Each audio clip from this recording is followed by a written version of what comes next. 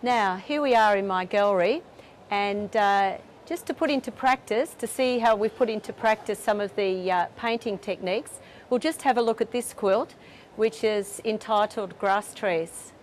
Now, the main area here, the purple area here, is one piece of fabric that's been painted to incorporate the rocky cliff. And remember, we talked about painting trees to go in the background.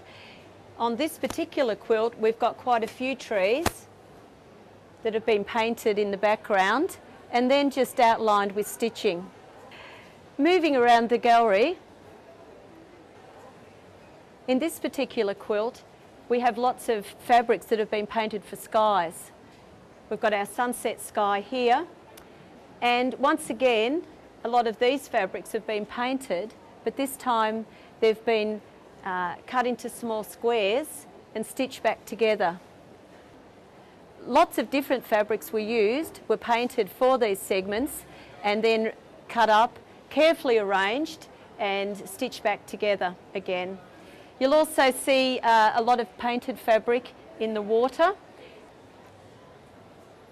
Moving across even further, we have our pandanus tree. Now, this was painted the same way we did in the demonstration. So the tree was drawn onto some white fabric, it was painted, cut out, and eventually made it to the surface of the quilt. For this quilt, I painted the background as one piece. Now, I had to be careful that I got it much darker on the outside, coming to lighter in the centre, just to give us a perspective. It was interesting painting some of the fabrics for the foliage. This very fine fabric, bright yellow fabric in the centre, is actually gauze bandage. I painted that so that I had a feeling of transparency, that you can see through the gauze bandage in various places to get the effect of the sky shining through. On this particular quilt, which is called Stroll Along the Levee, I've once again painted my whole cloth background. To get the effect of the trees, I cut out some contact, the sticky paper that you use on covering exercise books. I cut out the tree shapes and stuck them to the surface. Then I washed the paint across the surface, and when I removed the contact, of course I had the image of the trees. Once again, I made the fabric darker at the bottom because that's closer to us, so we need the colours to be intensified. To finish off, I sponged some foliage back over the surface.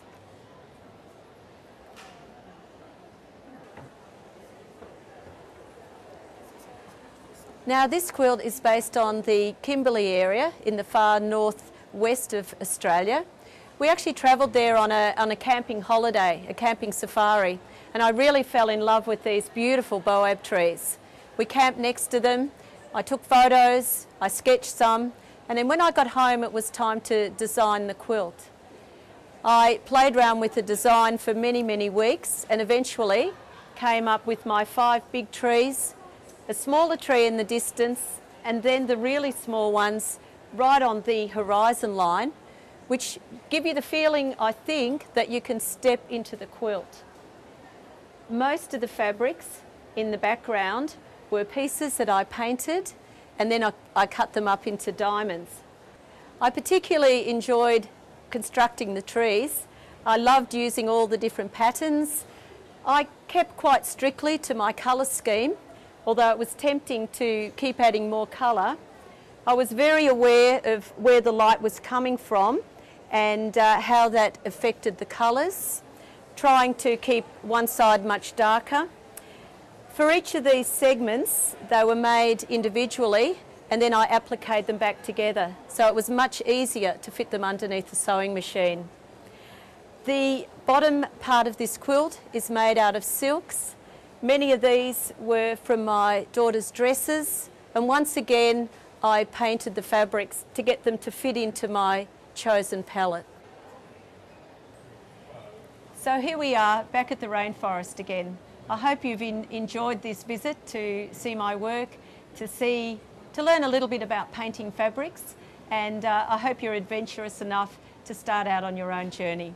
Thank you.